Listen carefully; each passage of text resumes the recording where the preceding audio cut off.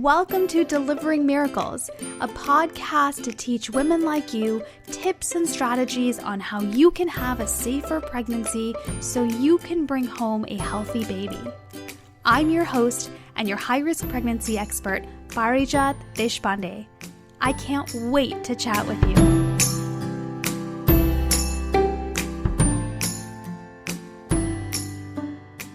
Not too long ago, I met up with a friend of mine for some coffee, and it was a beautiful day. We sat by the window. We both had these warm cups of coffee in our hands. Well, she had coffee. I had hot chocolate because I don't drink coffee. I know. I don't drink coffee.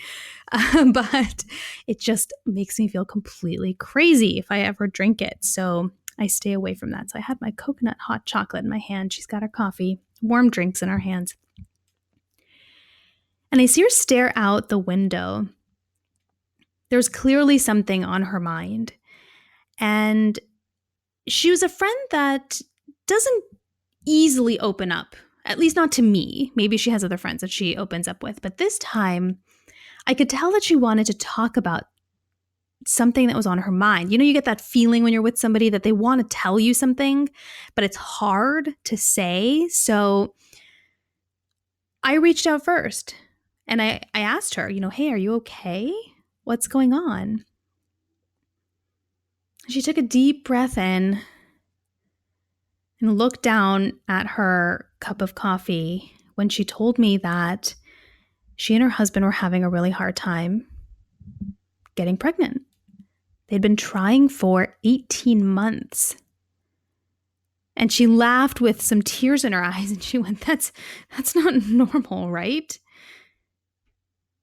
And my heart broke for her because she knew something was up. And yet it was so hard to really acknowledge and really let herself go there and really give herself that space to say, okay, there's a problem here.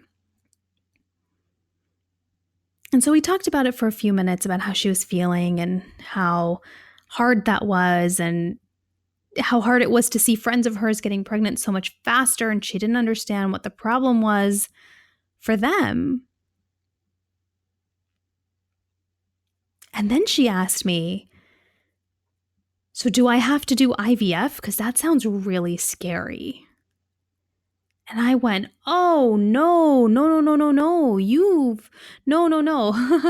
IVF is so many steps away from where you are right now. And it occurred to me that she had no idea what the options were for her to grow her family. And it sounded like from that moment that IVF sounded way too scary, maybe something she wouldn't even consider, or maybe she'd think about it, but she really didn't want to do it. It didn't sound appealing to her, obviously. I mean, if you've gone through IVF, you know there's really very little that's appealing about it. It's so hard on your body. It has there's so many hormones involved. You hear all these horror stories of how these hormones make you feel.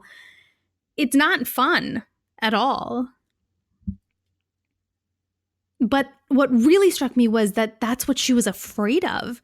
And that's part of the reason why they didn't go see a doctor for so long. Part of it was because, they didn't think it would take that long. They really just psyched themselves up that the next month is going to be our month. The next month is going to be our month. They really wanted to believe that. And the other part of it was they really genuinely thought IVF was the next step. And that sounded terrifying, which anyone would be terrified at that, of course. So we had a really long conversation about what the different options are and what the steps are and what you take for each of those steps and what you do for each of those steps to figure out if that is the right step for you. Because there is no one size fits all when it comes to fertility treatment or how you grow your family. It's not like school where everybody goes to kindergarten and then everybody goes to elementary school and then everybody goes to junior high and then everybody goes to high school. And then if you go on the college track, then everyone you know goes to college and then maybe everyone you know goes to grad school. And it's just like kind of a set path, right? It's not like that with fertility treatment. There is no one size fits all when it comes to fertility treatment or how you grow your family, you've got to listen to your body to know which options are best for you. Now, with that said, I recognize there are a ton of options. So I thought today it might be a great idea for us to just break down at a high level all the different options that there are so that you have an idea of which ones might be options for you. Okay? So if you are struggling to get pregnant, and that's whether you have children already or not, okay? Primary infertility and secondary infertility are both very, very real. For some, you have trouble getting pregnant with your first. That's considered primary infertility. And for others, after you have your first, you go on to have your second very easily and it's fine. But for many more, after you have your first, it is still a challenge to have a second, which I want to do a whole other episode on secondary infertility specifically, because I think it's something we just don't talk about enough. But really briefly, to give you an idea of what it is, it looks like it's not real because people on the outside think, well, you had one. And even you might think that, right? I've had one. I should be able to do this again. And you go back to the same protocol that you did, maybe, whether it was conceiving naturally or getting some fertility treatment. But you think, okay, it worked last time, it should work again. And it doesn't necessarily work that way. And it can be infuriating and so devastating and really isolating because people seem to have less compassion and less empathy for people who have or going through secondary infertility because they think, well, you've got one, you should be grateful for that one, which, hello, if you've listened to any of the episodes that I've shared here, you know that is something I do not condone saying to anyone who's hurting, right? It leaves you feeling very alone. So the fertility treatment options that I'm going to review today apply to either group. So whether you had trouble having your first or you're having trouble right now, okay, so either you're having trouble having your first right now, or you had trouble with your first and you're having trouble with your second, or you did not have trouble with your first and now you're having trouble with your second. Okay, any of those groups that you're in, whichever group you're in, this is going to be helpful for you. Okay, so the first type of fertility treatment is natural fertility treatment. What do I mean by that? What I mean is that there are certain types of therapies that teach you how to enhance your fertility naturally. I'm not necessarily talking about lifestyle changes because those types of interventions need to be happening no matter what type of fertility treatment you're going on or whatever type of treatment you're trying, okay? What I'm talking about is there are methods, natural methods where you can track your cycles, where you can enhance your cycles, improve your hormones naturally to help you get pregnant quickly. Okay? One that comes to mind is the Creighton method. And I don't know very much about it. And I think, if anybody's interested in learning more, I'd be happy to do a show on that. So let me know if that's something that's interesting to you. But there's a very particular method that they teach you on how to enhance your fertility naturally so that you don't necessarily need to escalate to further treatment. Okay, so that's option number one. And there are trained professionals who you can work with both virtually and in person with these natural methods to help you with that. Okay. One thing I'll say here is your doctor, if you ask about it, they're probably going to say it doesn't work because they're trained in a very specific style of fertility treatment that does not include these natural methods. These are they're alternative practices. Some of them are holistic, but they really don't cross over very well into Western medicine.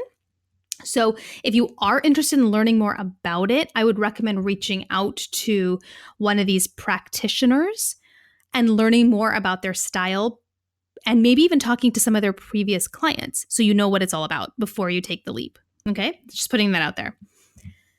So that's number one, the natural method. Okay? Number two, another type of treatment is Clomid or letrozole. It goes by different names depending on where in the world you are. In the United States, Clomid and letrozole is what we call them. Femara is the brand name for letrozole. It's basically a pill that you take to stimulate the ovary to produce a follicle. Now, in your ovary, you've got, as you know, right, all girls we're born with all the eggs that we're ever going to have. We don't create more as we get older. And so your ovary at the time of ovulation produces a follicle that grows and grows and grows until it's time to ovulate. And then the egg from inside that follicle bursts out, goes into the fallopian tube, hopefully is inseminated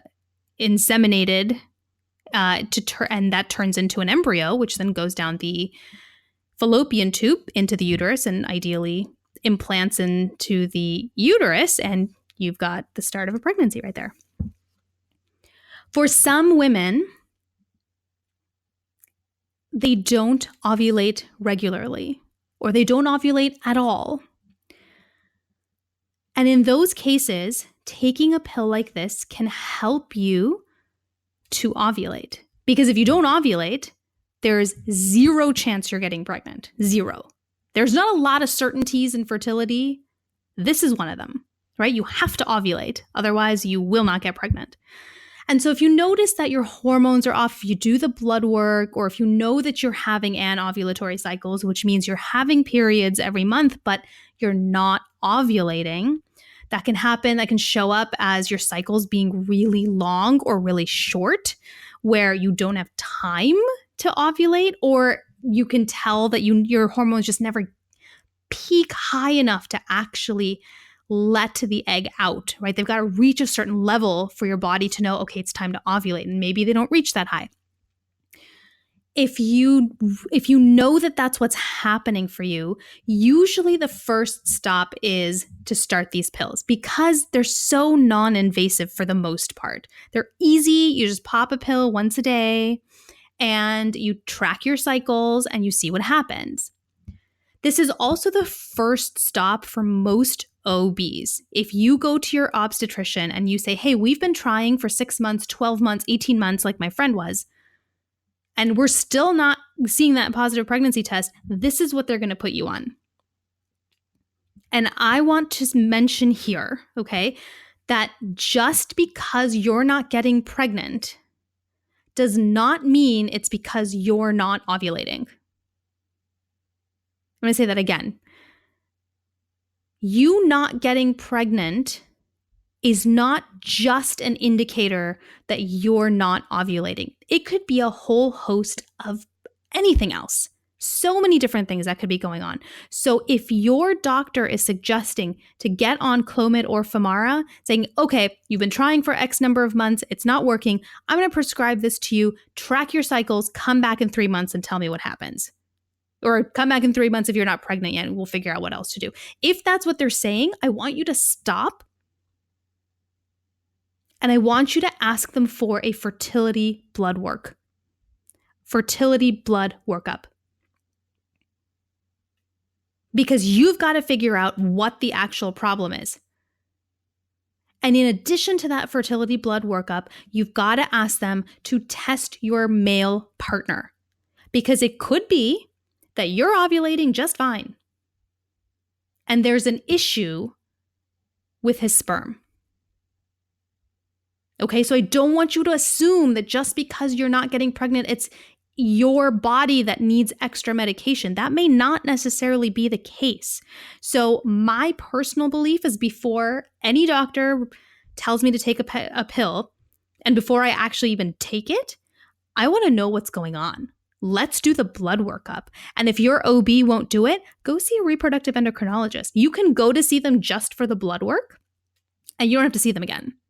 It's totally fine. If you want to stay away from specialists, and that's fine. I have friends who told me flat out, if it's going to take me to see a reproductive endocrinologist to have a baby, I'm not doing it. So if that's how you feel, that's okay.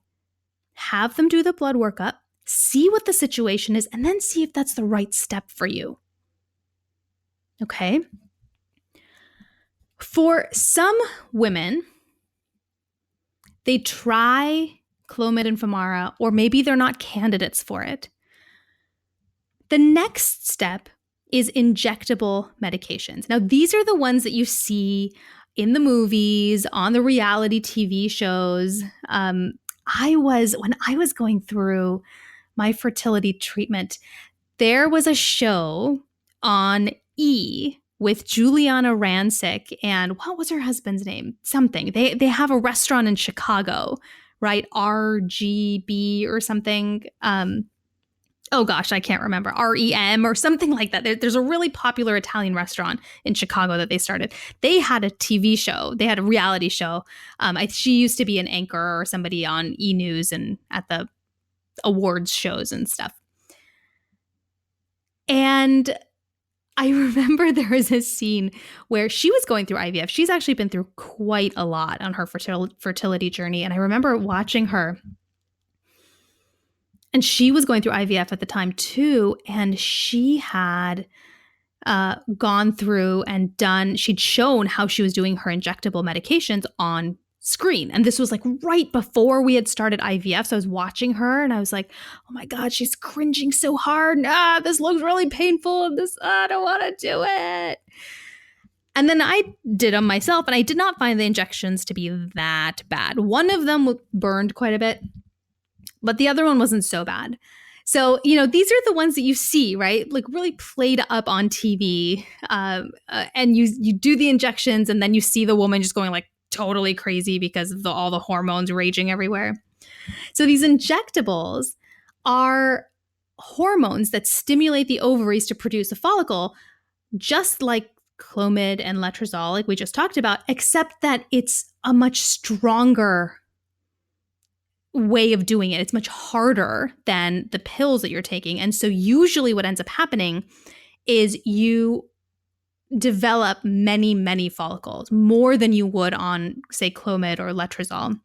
Usually on that's when you see 2 coming up, and then you hear about twins frequently. These injectables can often create and grow many more follicles than that. So you can have 3, 4, 5 when you're doing IVF, which we'll talk about in a second.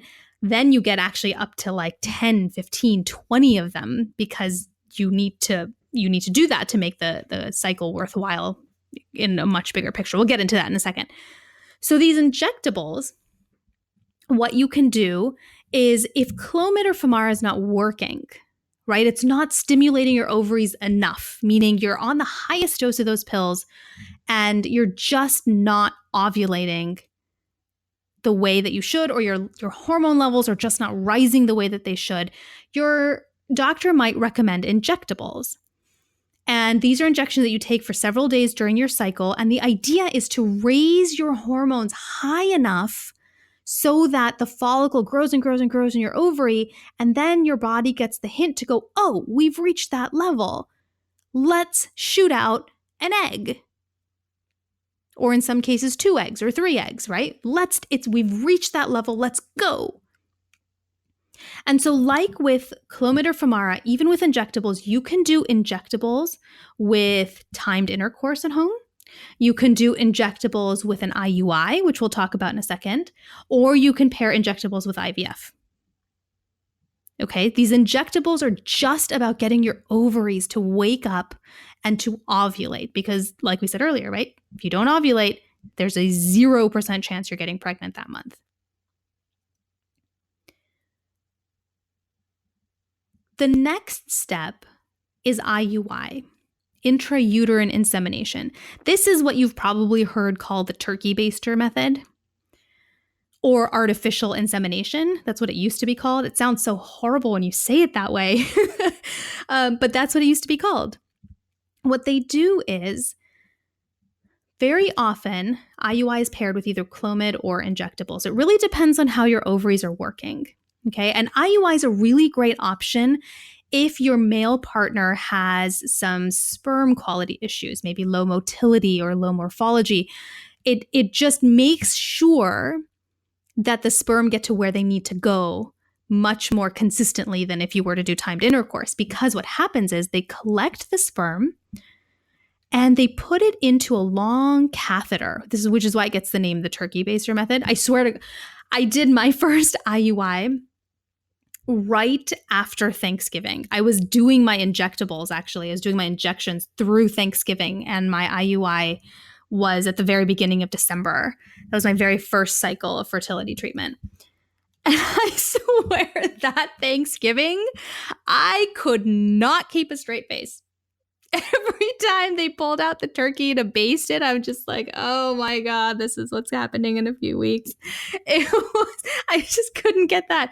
I couldn't get that image out of my head. It was terrible. So what they do is they put they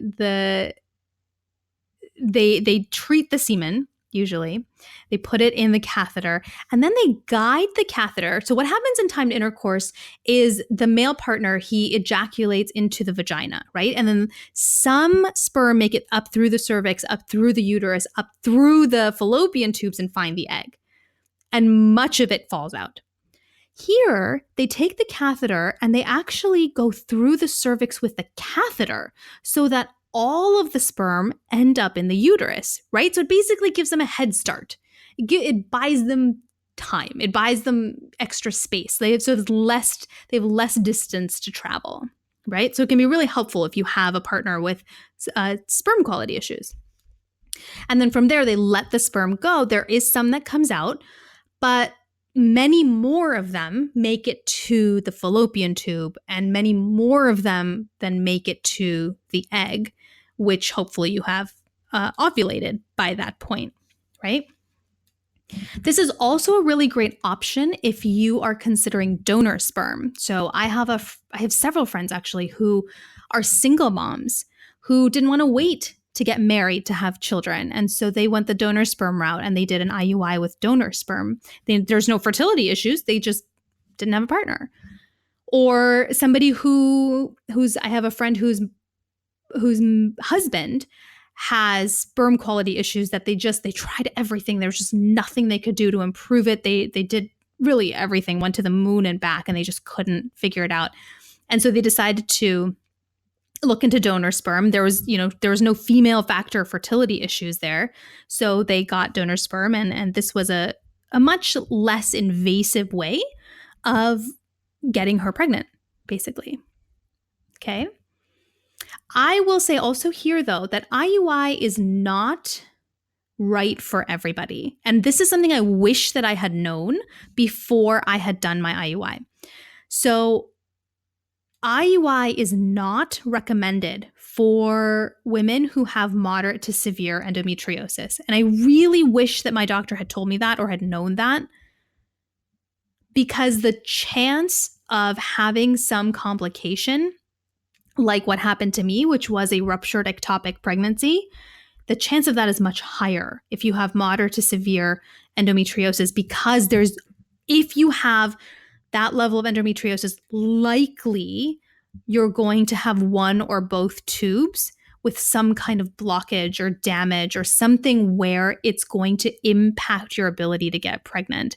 And for me, what happened was I did get pregnant because I conceived, and as the embryo was coming down the tube that was broken, well, that's actually a terrible thing to say. It was not broken. It just didn't function. Okay, there we go. It was damaged from the endometriosis. And as it came down, it actually implanted into the endometrial tissue. That's what the guess was, the theory was, is what happened. Because endometrial tissue, endometriosis is really just the endometrial tissue that you find in the uterus. It's just somewhere else. And so the embryo was like, oh, great, we're home. And implanted and grew and grew and grew, except that your fallopian tube is not meant to carry a baby. And it eventually outgrew its space and the tube ruptured. And that's how I had my ruptured ectopic experience, which was terrifying when we looked back on it. And it's very dangerous. Ectopic pregnancy is very, very dangerous. So if you know you have moderate to severe endometriosis and your doctor is pushing an IUI, I would push back. I would really push back because it's not worth it. It's just, even if you do the test to see if your tubes are open, even if you see that the tubes are there's fluid flowing through them, anything, you still can't guarantee that the tubes are functional. There's no way to know that. We don't have a test for that yet. We can test that the tubes are open, but we can't test that they're functional. Not yet anyway. So that's what I recommend, just kind of as an aside about that. So we've talked about natural methods of getting pregnant, pills like Clomid or Letrozole, injections, those hormones that you inject to help you stimulate your ovaries to produce a follicle, IUI, which you can do with Clomid or, with the pills, or you can do them with injectables. IUI is intrauterine insemination, which used to be called artificial insemination. I think people still call it that, but that's what it was. And then you've got IVF, in vitro fertilization. This is what they used to call creating a test tube baby, which is kind of bizarre because there are actually no test tubes involved at all. There are many petri dishes, but no test tubes. And this is where you have to use injectables because, as I was saying earlier, a little while back, when you do IVF, you want to actually ovulate more eggs than you would otherwise because you're not going to actually get pregnant with all of them.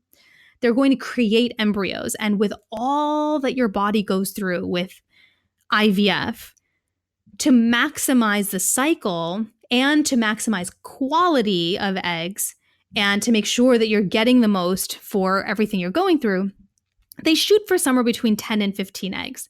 Depending on the health conditions that you have, you might produce more or less. I was always a high producer. I always produced more than 20. But some people produce only like 6, and that's okay. It really depends on what everybody is going through and what your health is all about and what you're dealing with. And what they do is you take these injections for a certain number of days. There's different protocols for IVF. It really depends on, again, what your situation is. They stimulate your ovaries, and so they get really big, and you can feel it. You can really feel it. They feel huge. It feels like there's bowling balls in your body, and you're going, oh, what's happening to me? And you go in for frequent ultrasounds. They basically get to a point where you're just about ready to ovulate. They don't let you ovulate, though, because the whole point is then you go into a day called egg retrieval, where they surgically, it's not actually surgery, they don't cut you open. They go in vaginally, but they take out as many mature eggs as they can, and they save them, simply put. And then they combine it with the sperm that you've collected, either from your male partner or from a donor, from donor sperm, whatever you decide to use. And then they create embryos. And if you remember the episode that we did with Dr. Amy Avazadeh, there's a couple ways to do this. You can just put an egg in each petri dish, and then you put some sperm in the petri dish, and you just kind of, as naturally as possible, let them figure it out. Okay, which is what we did for our first cycle. Or you can do ICSI, which is intracytoplasmic something. I should have looked this up. It's basically they take one sperm and they literally inject it into the egg. So again, if you've got sperm quality issues, if you've got any kind of egg issues that is affecting how well the sperm can penetrate or anything like that, it circumvents all of that. Okay. Or there's PICSI, where they actually test the sperm and then they pick the best one and then they inject that into the egg. Okay. And these are all methods to help with conception rates, because now you've created embryos in a petri dish and then they let them grow for a few days, and then either they do a fresh transfer back at day 3 or day 5, or they freeze them all for you to use when you're ready. You can also test your embryos. So if you've gotten to a point where your doctor's thinking, hey, there might be something wrong with the embryos, which, if you've had recurrent pregnancy loss, if you have some kind of hereditary issue going on in your body, or any kind of genetic disorder that you know about, or if you have any kind of health issue, or you just want to know, or if you're older, if your age is older for males or females, or both, if either of you are on the older side, this is a great way to figure out which embryos are chromosomally normal. And by chromosomally normal, we mean, do they have the right number of chromosomes? And you can test for that. You can test for certain disorders. You can test to see how healthy the embryo is. It is not 100%. Just because they come back with a negative test result for anything that you've tested for does not guarantee that you're going to get pregnant with that embryo, but it increases your chances. Okay? This is also possible to do with donor sperm, with donor egg, or with a donor embryo. There are people who have extra embryos and they're done creating their families who donate them to couples who can't create embryos or maybe don't want to create embryos. So there's a lot of variation in this that you can really try out and do. It's invasive. It is hard on the body. The hormone injections are difficult. The hormone levels that you try to achieve are unnatural and they're very high. It is not meant for everybody. But it is something that many, many couples try because they've tried everything else or they don't have any other options, and this is kind of their next step. Okay. Beyond that, then there's surrogacy, or working with a gestational carrier, which is exactly the process of IVF, except instead of transferring the embryo back in your body, they put it in somebody else's body. And we did a whole episode on that with Eloise Drain on what surrogacy and gestational carriers are all about. So I will link that in the show notes. If you missed that one, definitely check it out because it was really, really interesting about what this process was like.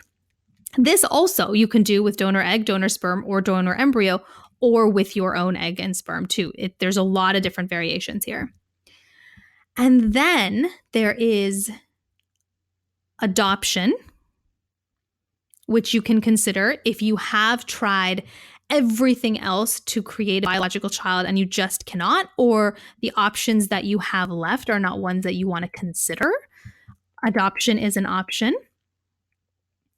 And then you've got living child-free, which I know several couples who have chosen to do because they looked at the options that they had available to them and they said, you know what? My body cannot handle that, or I don't want to put my body through that, or we don't have the money for it because a lot of these things are quite expensive. We talked about surrogacy in that episode being very expensive. Most or much of it is not covered under insurance. IVF just now, and IUIs and injectables are just now starting to get covered just a little bit, depending on your coverage plan. So that is also an option. And a lot of couples, I think, get scared to think about that because it feels like they're giving up and, oh gosh, it's over and I'm not really fighting for our family. And that's just not true. That's just not true because there is no one size fits all when it comes to fertility treatment. It doesn't exist. There's no one path that everybody follows and goes on to create their family. And that if you try all these 17 different things, then adoption or living child-free is the only option. That's not how it works. That's not how it works. You've got to listen to your body to know which options are best for you and your particular situation. Now, choosing any of these options, though, doesn't mean there isn't grief involved. Right? Every step, every little bit that you have to do purposefully with intervention of any kind, even if it's just popping a pill every month, even if it's, I know for some couples, just tracking their cycles was enough to feel like I've lost control in this whole process. Wherever you are on this process, there is grief involved because there's a loss. There is a loss, and it is really important that you allow yourself to grieve these losses, because you know that if you don't, it adds stress to your body. And you know what I'm going to say. That stress does affect your ability to get pregnant. So give yourself the opportunity to grieve these losses. It is okay, and it is important that you do that. So we talked about a bunch of different types of options on how to grow your family. We talked about the natural method. We talked about pills like Clomid or Femara. We talked about injectable hormones that can really very strongly stimulate your ovaries to produce eggs. We talked about IUI, intrauterine insemination, that used to be called artificial insemination. We talked about IVF, in vitro fertilization, and how you can do ICSI. Oh, intracytoplasmic sperm injection. It just came to me. Thank God. I was not going to be able to sleep today if I hadn't remembered that. So we talked about ICSI, intracytoplasmic sperm injection, which is taking sperm and injecting it directly into the egg. We talked about PICSI, which is actually choosing a particular sperm based on how good it is and injecting it into the egg. We talked about testing those embryos to see if they're chromosomally normal. We talked about donor egg, donor sperm, donor embryos, and that all of those options can actually work with a surrogate or a gestational carrier if you can't carry the pregnancy yourself. And then the options of adoption and living child-free are also on the table. There is no one-size-fits-all when it comes to fertility treatment or how you grow your family. You have to listen to your body to know which options are best for you. Now, I know what you're thinking. How do I figure that out? There are so many options and I don't know what to do. Or maybe you're having a really strong reaction right now. I would never inject myself. That sounds so ludicrous and so terrible. I would never do that. Or the flip side, I would never stop. I would never stop trying everything. I would inject myself 700 times every day if I had to, just to make sure I had a baby. All of those feelings are okay. Trust them, because they're going to guide you to know what the right step is for you.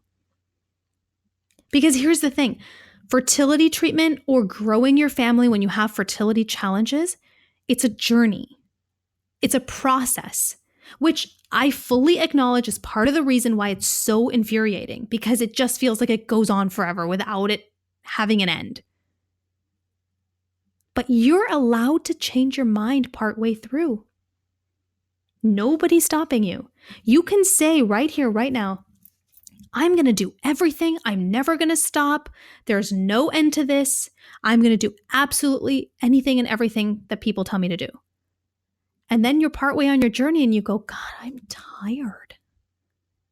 I don't know that I want to do this anymore. Or the opposite. If you're feeling like there's no way on earth that I would ever inject myself, that sounds so barbaric, that's never happening. And then you try what you've tried, and that's the next option they've given you, and you start to consider it. That's okay too. You are allowed to change your mind in whatever direction you want to change it. It's your journey. It's your body. And it's your family. You get to choose these things. And if you're having trouble figuring out which direction to go in, and you feel like your doctor just keeps pushing more and more with these medications or things that you just don't want to try or they don't feel right for you, here's what you can do. Schedule a fertility wellness consultation with me, and you and I can talk it through. Your options, your decisions, we can weigh the pros and cons, and you can do that with a professional who's personally gone through almost every single one of these options that I talked to you about today. So you know I get it. I know how heavy these decisions are and what huge consequences each of them have. And I know the heartbreak and the worries and the anxiety. And I also know how to help you make decisions and help you prepare for what lies ahead so you don't regret a single decision that you make.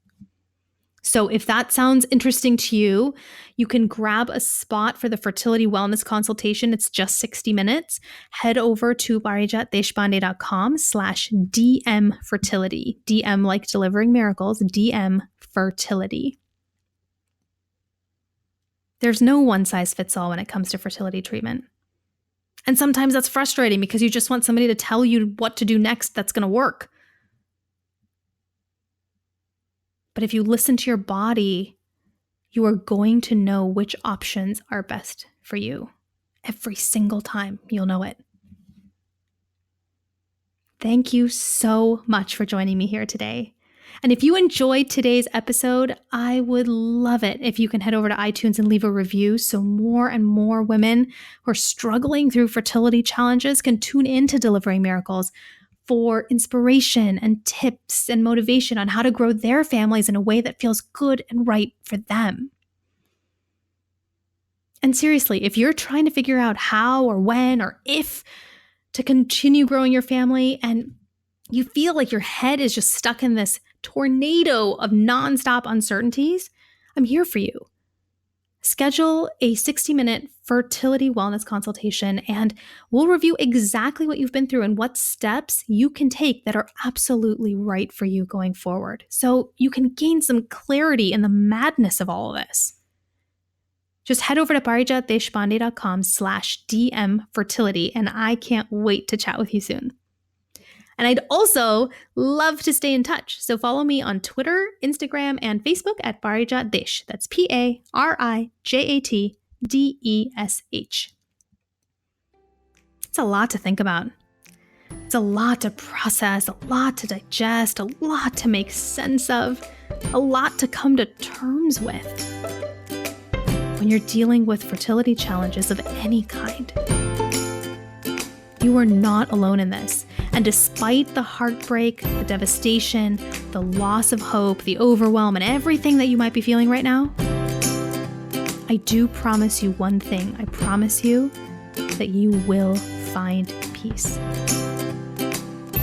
Take it one day, one step at a time. You can do this.